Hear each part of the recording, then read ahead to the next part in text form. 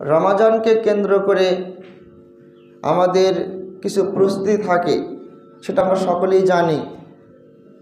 যেমন মনে করেন ব্যবসায়ী মহল, তারা রমাজানকে সামনে আসলেই রমাজানের আগ দিয়ে তারা কিছু মুদির দোকানদাররা তারা ব্যবসার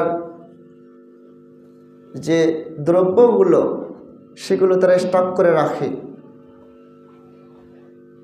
আপনি যদি আরো একটু তাকান, ফলের দোকানদারগুলো ওরা ফল স্টক করে রাখে রমজান উপলক্ষ করে। আপনাকে আরেকটু যদি আমি বলি, এই রমজানের পরে যে ঈদ আসবে, এই ঈদকে কেন্দ্র করে কিছু লোক তারা নাটক থিয়েটার এগুলো করে থাকে, এগুলো তারা প্রস্তুত করে থাকে। সম্মানিত উপস্থিতি, এগুলো দুনিয়াবী ব্যাপার, এগুলো দুনিয়ার বিষয়ে। এগুলো থেকে আপনি শুধু ক্ষতিটা দেখতে পারবো, লাভ আমরা পাবো না। যদি আমরা উপযুক্ত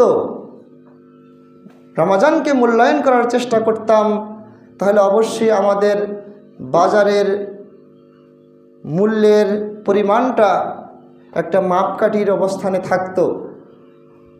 আমরা রমজানকে মূল্যায়ন করি না জন্যই ব্যবসায়িক মহল, যে ব্যক্তি যে স্তরে অবস্থান করছে সে ব্যক্তি সেইভাবে টাকা লুটে নেওয়ার চেষ্টা করছে। মানুষের জনজীবনকে তারা কিছু ব্যাহত করছে, মানুষের অধিকারকে তারা বঞ্চিত করছে।